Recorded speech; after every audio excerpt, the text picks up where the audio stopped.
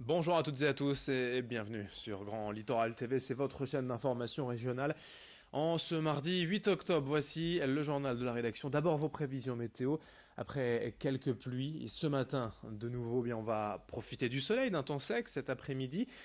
Selon les aspects du littoral, on aura plus ou moins rapidement le retour du soleil. D'abord peut-être vers Dunkerque, ensuite Calais et Boulogne. En fait, la perturbation va se décaler vers le sud au fur et à mesure des prochaines heures. On aura donc pour tout le monde, en tout cas, du soleil cet après-midi, un temps sec. Du vent, encore malheureusement 60 km par heure en rafale et des températures un peu en dessous des normales de saison, 16 degrés à Dunkerque et à Calais, 15 à Boulogne. Les prévisions météo complètes juste après ce journal. L'actualité locale, tout d'abord à la une avec ces images du tout premier site 4G multi-opérateur du Pas-de-Calais inauguré hier à Niel-les-Bléquins entre Dèvres et Saint-Omer. L'accord de déploiement signé entre le gouvernement et les 4 opérateurs téléphoniques date de 2018. Et bien sûr, une vingtaine d'autres pylônes passeront également au 4G d'ici les prochains mois pour une couverture complète ciblée en 2022. De quoi relier les dernières zones blanches du département. Ici, à Niel-les-Bléquins, le maire a déjà de bons retours de la population et des entreprises ravies de bénéficier d'une amélioration du réseau mobile. Explication au micro de Morgane Hémin et de Corentin Escaillé. C'est la première antenne qui est installée à la suite de l'accord qui a été pris par le gouvernement et les différents opérateurs de téléphonie mobile pour accélérer la couverture du pays en 4G, pour avoir une couverture en téléphonie mobile de qualité. Donc c'est important, c'est la suite de cet accord qui a eu pour objectif d'aller beaucoup plus vite sur le déploiement sur le territoire de pylônes permettant aux zones blanches, en fait, c'est ça le problème, permettant à celles et ceux de nos concitoyens qui sont en zone blanche de pouvoir accéder, et c'est bien naturel, à une téléphonie mobile de qualité en 4G. Dans cette édition également, les chiffres du chômage, ils sont plutôt bons dans la région, vous le voyez, avec 11% de demandeurs d'emploi dans le Nord, 10,2% dans le Pas-de-Calais, et surtout des chiffres en baisse, 1 point de moins en un an dans le Nord, 0,9 points de moins en un an dans le Pas-de-Calais, en tout dans la région de France, 10,4% de chômeurs au deuxième trimestre. On en parle, c'est une bonne nouvelle, bien évidemment. Dans l'actualité régionale, toujours, dès le 1er janvier prochain, en 2020, la région Hauts-de-France offrira la carte grise à tous les acquéreurs d'un véhicule propre non polluant, c'est-à-dire les voitures électriques, hybrides ou roulant à l'éthanol ou au GPL.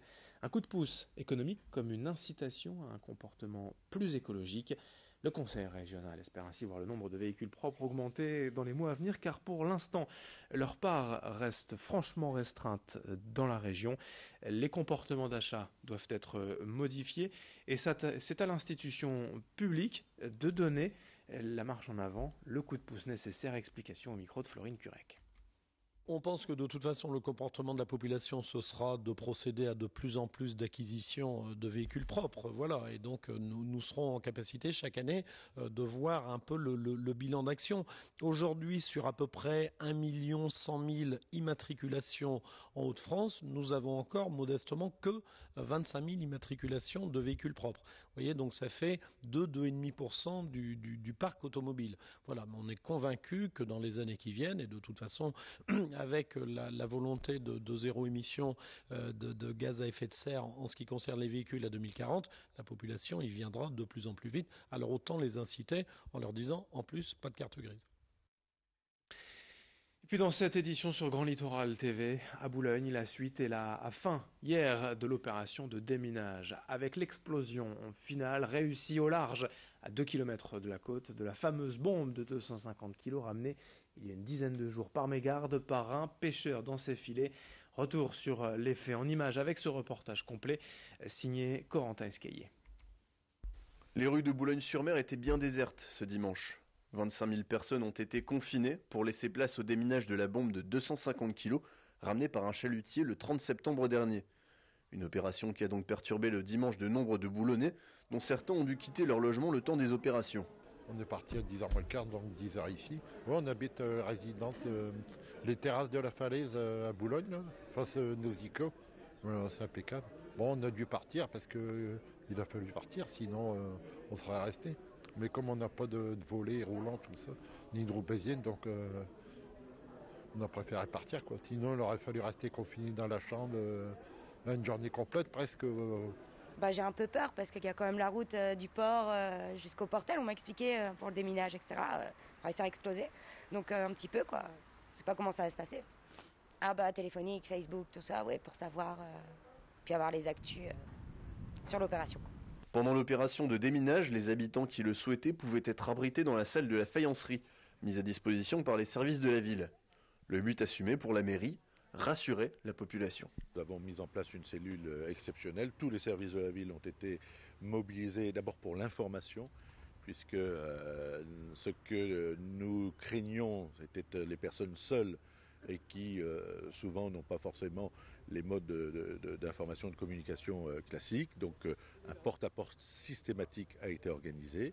Et puis nous avons également fait attention à ce qu'il y ait une bonne coordination avec les services de secours, l'hôpital, le CCAS, de regarder s'il y avait des personnes enceintes, des jeunes bébés, des personnes à mobilité réduite. Tous les services ont été mobilisés. L'opération a duré jusqu'à 15 heures, mobilisant 8 démineurs de la Marine nationale. Le dispositif de mise à feu a été enlevé, ce qui a permis à la préfecture de lever le périmètre de confinement. L'explosif sensible était dans la bombe au moyen d'un système vissé. Nous avons donc dévissé ce système à distance pour le retirer du corps de la bombe, puis nous l'avons détruit plus loin. Certains habitants ont dû percevoir un bruit d'une petite explosion. C'était ce système d'amorçage qui a été détruit. C'est la fin de ce journal sur Grand Littoral TV. Merci à vous de l'avoir suivi. Dans un instant, vous le savez, vos prévisions météo détaillées, avec déjà peut-être sur le nord de la région vers Dunkerque un peu de soleil prévu ce matin, mais tous ces nuages et cette grisaille vont se dissiper, les pluies vont se décaler vers le sud, le sud-est de la région. On aura donc en théorie une belle journée de soleil. Vos prévisions météo dans un instant et dès le prochain quart d'heure, dans moins de 8 minutes, un nouveau point sur l'actualité, un nouveau journal. A tout de suite.